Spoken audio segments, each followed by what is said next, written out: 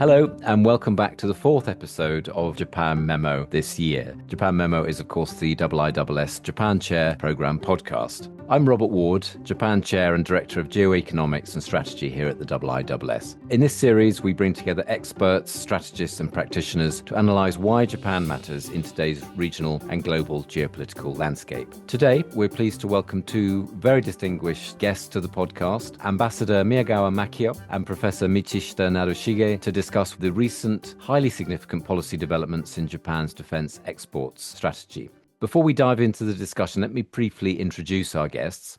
Ambassador Miyagawa Makio held successive positions in Japan's Ministry of Foreign Affairs, including as Chief of the Legal Office, Deputy Director of the US-Japan Trade Division and the Russian Division, Director in the Economic Affairs Bureau and the Asian and Oceanian Affairs Bureau, Deputy Director General for Climate Change Negotiations, Director General for Nuclear Non-Proliferation and Disarmament, and Director General for Middle East and North Africa. He also served in the Japanese Embassy in the UK and Malaysia, and in the Japanese mission in Geneva.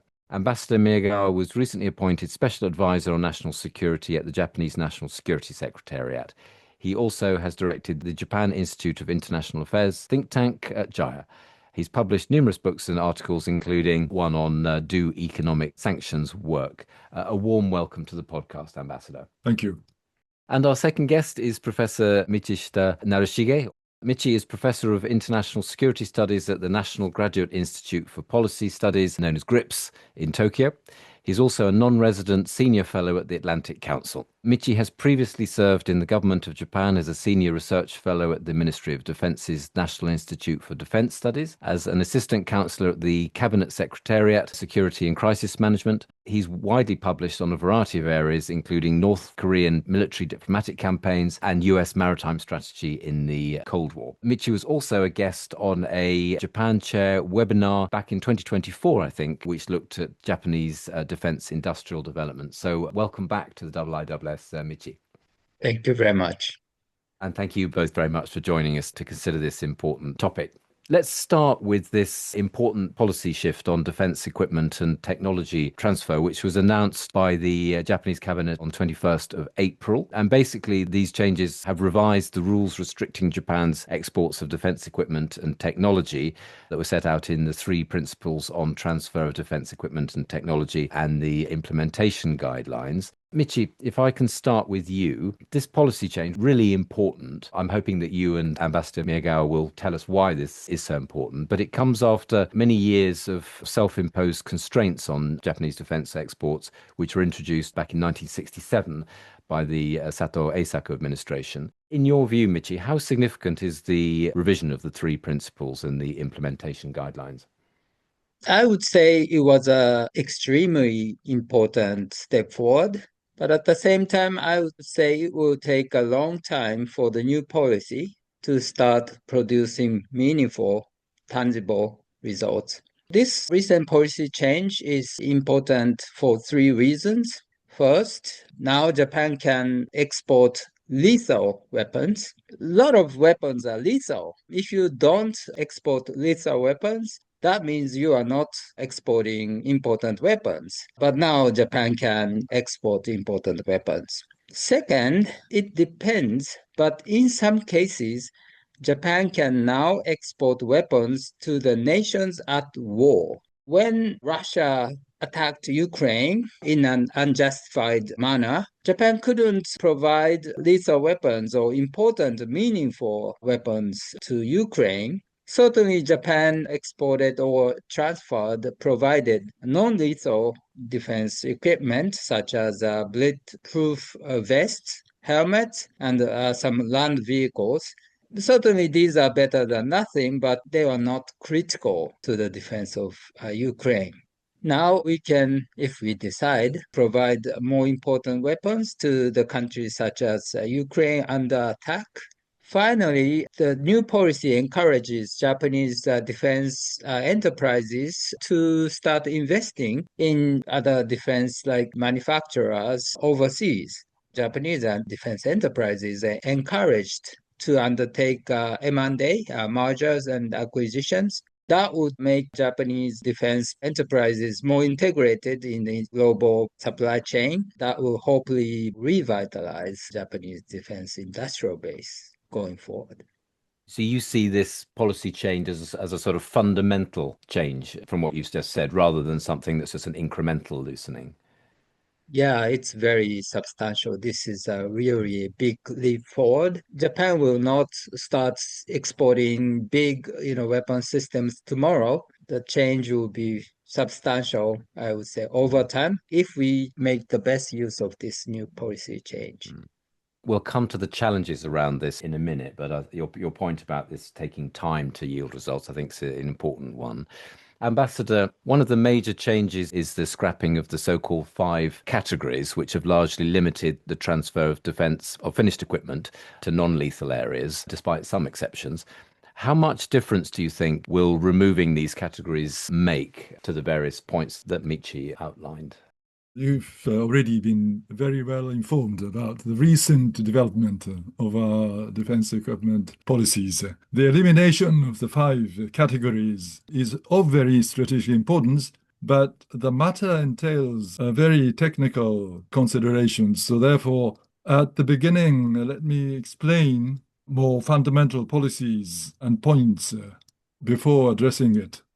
The rationale of shifting a policy of removing voluntary restrictions on the export of defense equipment is not to seek commercial profit from such exportation.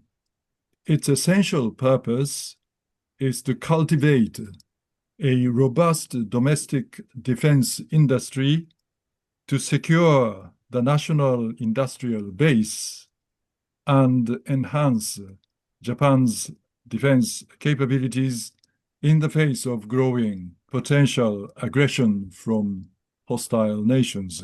There is a tempting assumption that in times of emergency, we could even simply import defense equipment from overseas. But in reality, however, it is wholly uncertain whether such imports would be feasible under conditions of heightened tensions, and should or if the conflict arise, transportation in surrounding waters would become hazardous, and even defense firms in friendly nations or allied nations might increase prices of equipment needed. By contrast, the existence of defense industry would ensure the immediate availability of adequate quantities of equipment or defense essential material. Returning to the question of lifting the ban on export of defense equipment, as I said, this is not for the purpose of increasing the economic profit, but it is for the purpose of strengthening the defense capabilities. The essential importance of this policy lies in the capacity to secure domestic defense industry inside Japan capable of producing its defense equipment in case of emergency.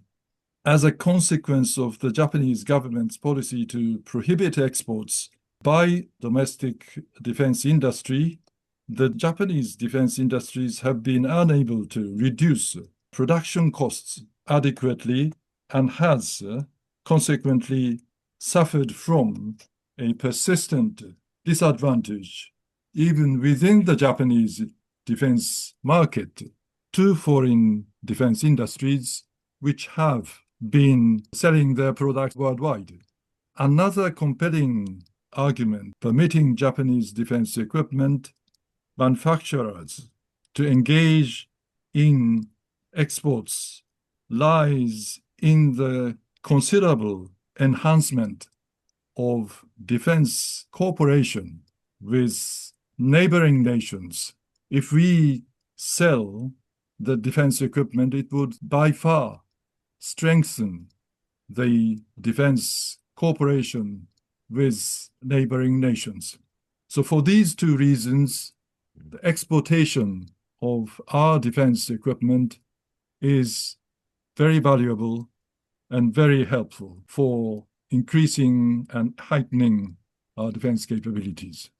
Thank you. Thank you, Ambassador, for that and for making the point that these changes are not for sort of commercial gain, but for security reasons and to strengthen Japan's defense industrial base. I think that's an important point to bring out. The politics around all of this, Japan's view of its strategic environment has obviously changed over the decades since 1967, when Prime Minister Sato introduced the original restraints. But Michi, I'm interested in your view of what this tells us about where Japanese public opinion and politics is on this issue. One of the main subjects of the political negotiations around the revisions was on the topic of checks and balances on this. And the revision decided that the government needs to notify the Diet regarding weapons transfers after the National Security Council has judged that it can be approved. What does all this tell us about where we are politically in Japan on this issue?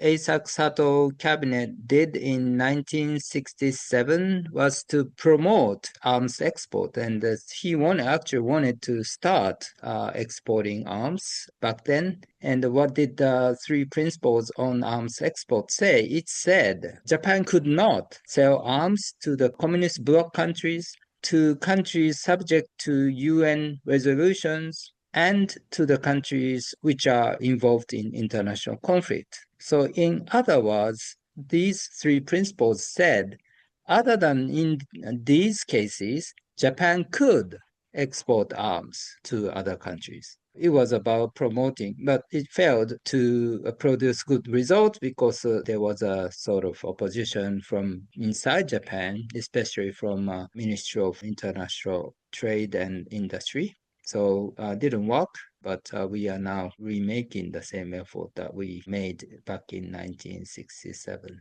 We talk about checks and balances, and some people try to make it quite difficult for Japan to sell arms to other countries.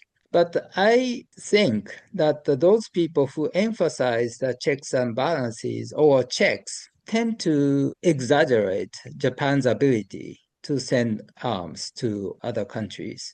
Some of them say something like, if Japan starts selling arms to other countries, that would shift regional balance of power and create tension. But I don't think Japan has that capability. Even if we try to sell arms to other countries, there are a lot of countries which are willing to sell arms. And if Japan is not willing, those countries who would like to import weapons would import weapons from other countries such as the US, France, Russia, China.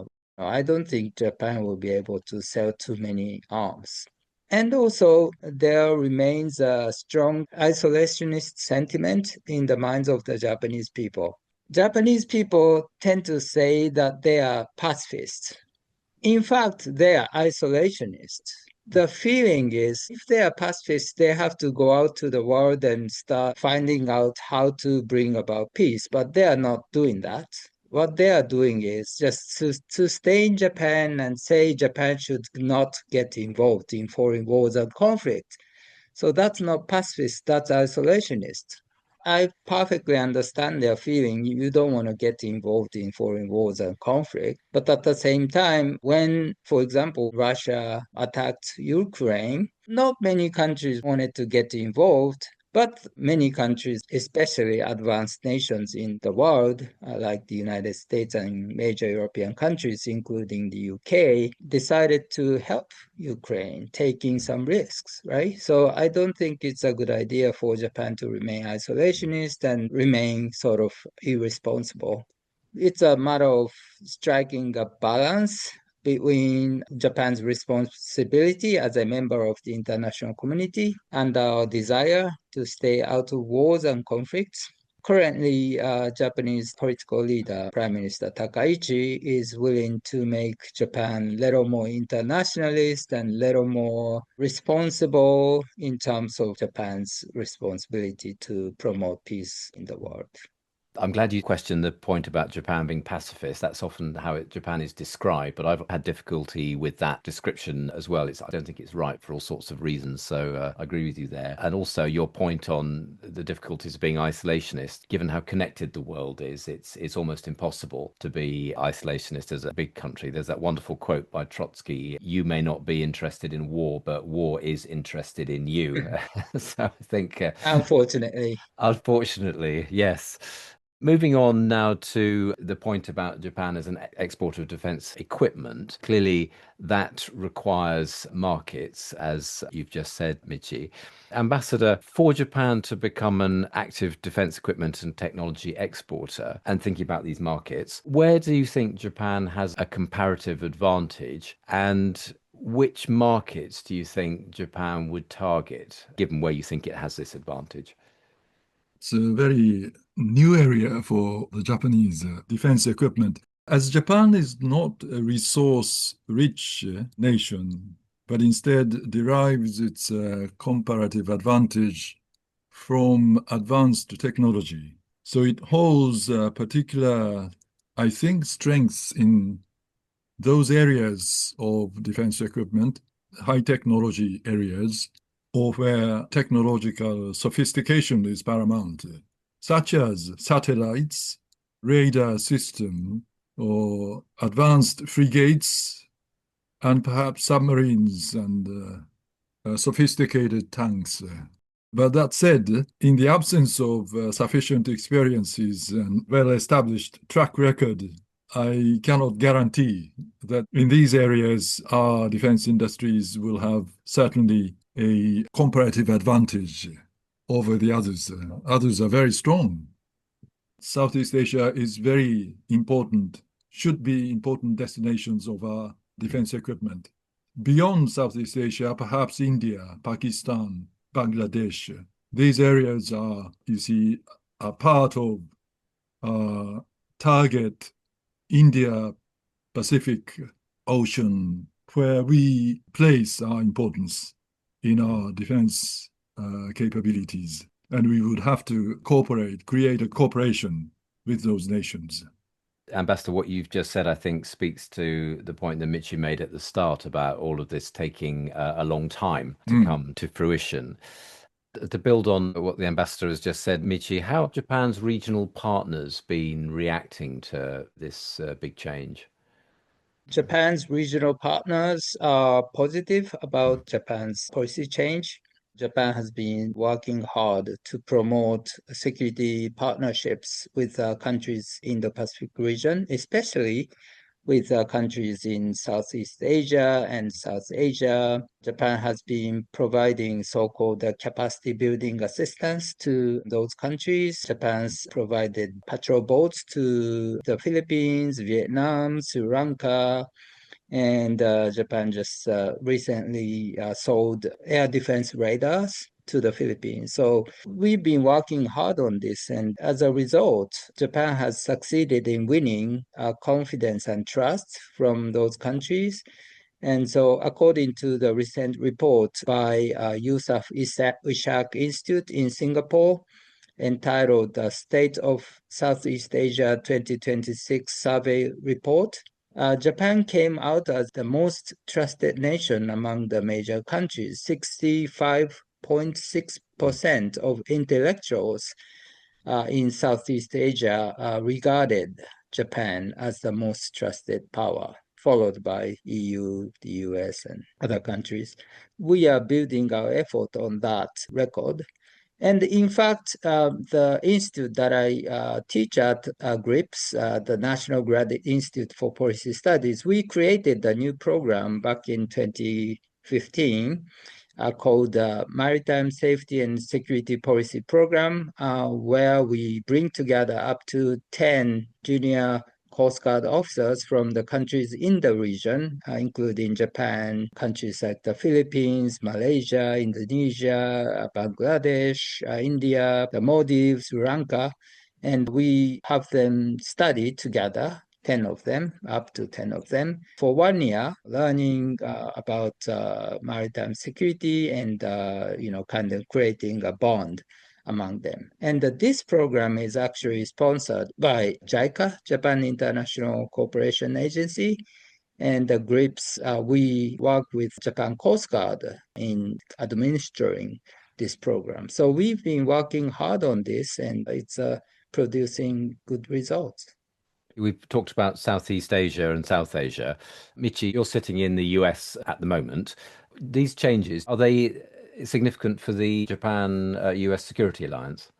The impact will not as important as with other countries because we've already been working with the US very closely in jointly developing weapon systems. For example, in the 1980s and 90s, we came up with a so-called Next Generation Fighter Aircraft project called SFX, which resulted in the development and production of F-2 fighter aircraft. In the 1990s, we initiated a new project on missile defense system. The US and Japan have already developed and started producing missile defense interceptors, very high-tech, very advanced, called SM-3 standard missile, SM-3 Block 2A. So we've been doing this, and so Japan has made the US, United States as an exception to this arms export or arms cooperation rule. So that will not affect that too much, but certainly we will be able to work more closely together with the US going forward. Thank you. Ambassador, you've been working with the private sector. Japanese firms enter the international defense market and they have to compete internationally on price, delivery, sustainment, and interoperability. Given the conversations you've been having, how's the private sector in Japan thinking about all of these changes? What are they hoping for, I suppose, and what are they concerned about? They have already expressed their positive reactions to the governments. As I said in my previous statement, we are not seeking commercial interests for exportation by exporting our defense equipment to a variety of countries. But we are just about to venture into an uncharted territory, although it has been stated that the exports are not driven by commercial considerations. It is nevertheless a fact. Our industries have to compete commercially with global providers of defense equipment. While price remains important, quality, particularly technological sophistication, is of paramount significance. And moreover, in developing countries, in particularly developing countries, offset arrangements often prove decisive in procurement decisions. So in light of these realities, it will be desirable for Japan to establish an institutional framework, including the establishment of a certain organization like JICA, capable of engaging importing countries in a coordinated manner alongside its development assistance policies. Corporate strategies are shaped by the regulatory framework prevailing at any given time. In the history of only 3-4 years ago, when the Japanese government relaxed its principle of transfer of defense equipment, we relaxed our system by allowing the exportation of spare parts or finished products if they are produced in the joint collaboration or joint development program. This is under such legal framework, our industries try to seek such paths for exporting the finished products produced by joint exploration. But anyhow, gradually, those restrictions are liberalized. I think their strategy would certainly expand. And this time, the 5 categories were removed. I think our defense industries would seek to export the finished products to those nations. Thank you, Ambassador. Thinking about the challenges of all of these changes, one of the challenges I don't think is being covered outside Japan, but I mean, you both know the Japanese government system really well and the bureaucracy, is how institutionally Japan can be effective in driving forward these new changes. I ask against the background, for example, of defense transfer policy, including the Ministry of Defense and then the Ministry of Economy, Trade and Industry. So, I mean, Japan's bureaucracy is famously stovepiped, even though the government's trying to work to improve that. Do you see institutional headwinds here, given that how various jurisdictions are divided over various ministries? But perhaps, Ambassador, if I could start with you. Well, in the defense equipment sector, a degree of interministerial tension is an inherent feature in any country, I think. In our country, the differences of views between the Ministry of Defense and the Ministry of Finance over the defense budget is very famous. There is another competition between the Ministry of Defense and Ministry of Economy. International trade and industry exist in terms of how they should guide the industrial sectors, particularly on defense equipment production. But in recent years, however, I think this confrontation, has been disappearing. And fortunately, this market shift towards cooperation is noticeable. So therefore, we've been encouraging, as those who retired, encouraging those ministries to collaborate and cooperate for the future of success of our defense equipment producing industries. Michi, you talked about these changes taking time to come through. We've talked about capability challenges within defense industry in Japan. There are also things like labor shortages and so on. Do you see these things as significant headwinds for the policy changes, or are these things that Japan can, given the time, can sort out? I would say there are several things that make it difficult for Japan to start selling a lot of arms. The international arms export market is competitive. It's not easy for us to sell arms in large quantities. For example, 40% of arms exports in the world comes from the United States. Just one country, 40%. 10% from France, 7% from Russia. We are talking about South Korea, and South Korea has been doing a very good job of selling its arms. Its size in the international market is 3%. South Korea in the past 20 years has been making a lot of effort to promote its arms exports. It has come a long way, but it's only 3%. So it's highly competitive environment. And, we should really work hard to get into the market to become competitive there. Another thing is, it's good news that Japan has not participated in foreign conflicts. That's a great news. Downside of it is that we don't have a real world combat experience. Our equipment has not been tested in real wars. And if you have a more or less same weapons of same quality, same price, one of them has been used in wars and tested and improved, learning lessons from combat experience, and the other one doesn't have it. Which one would you choose? Definitely the first one. So it's a good news. Japan has not been involved in wars, but that can work negatively to us. On the supply side, Japanese arms suppliers, some of them are not too enthusiastic about selling arms overseas because some people in Japan have a negative sentiment toward selling arms overseas. Those defense enterprises have some concerns about their reputation, especially inside Japan. So they are not too enthusiastic.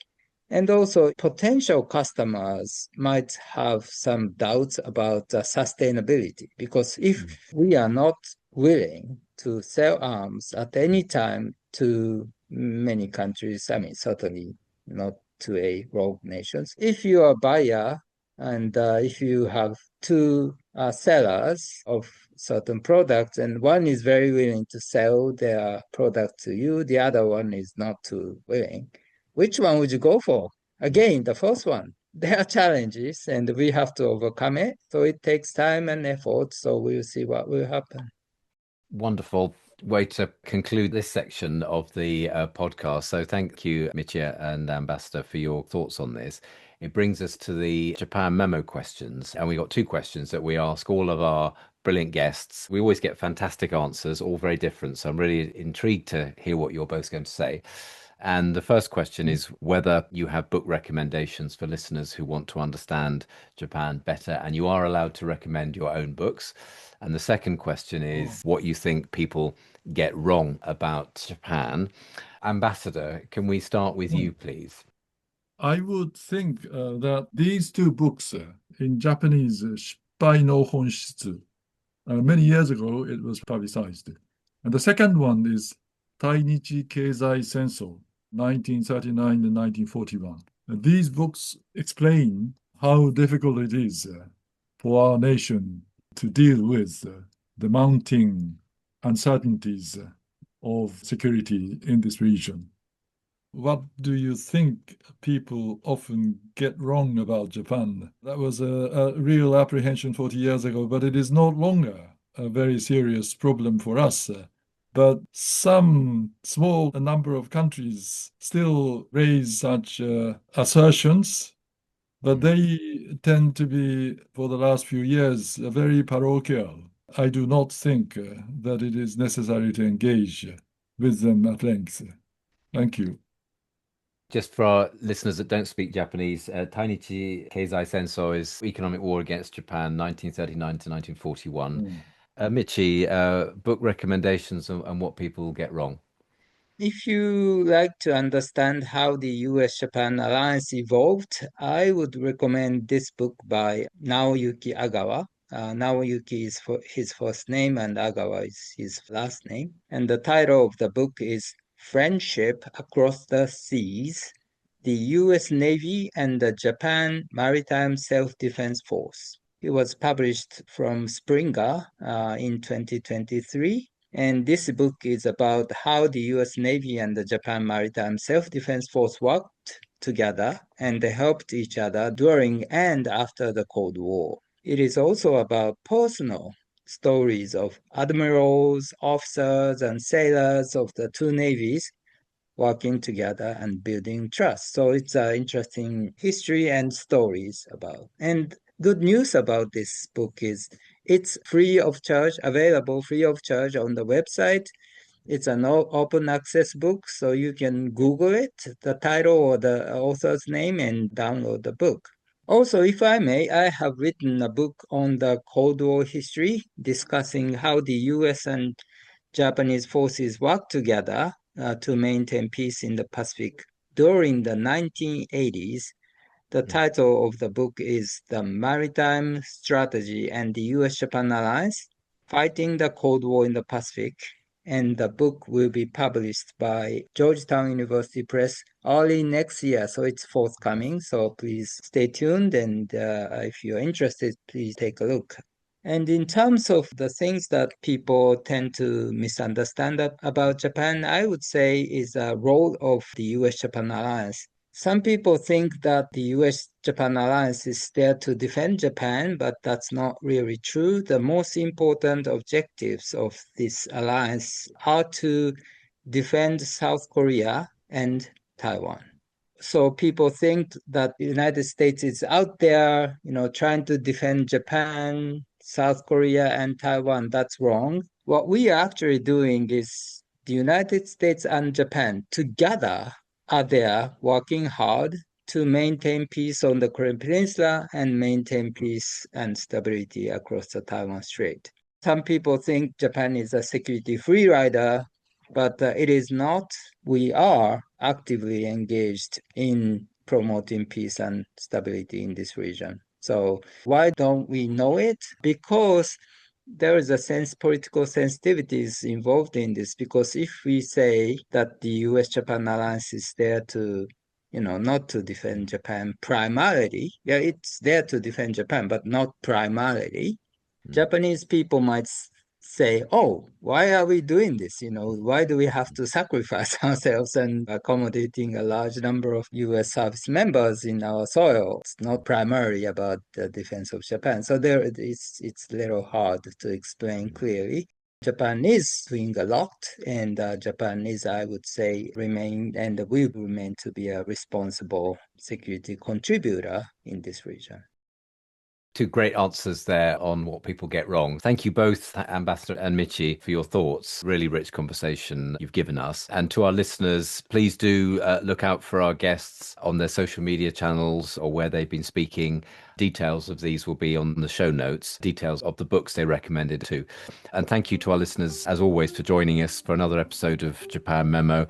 If you have any comments or feedback, do get in touch with us by email on japanchair, or one word, at iiss.org. And if you enjoyed this episode, please do subscribe to Japan Memo on your podcast platform of choice. And for more insightful analysis, I also encourage you to look at past research from the Japan Chair program and from the IISS more broadly on our website. Thank you again, wonderful guests. Thank you, listeners, and see you next time. Goodbye.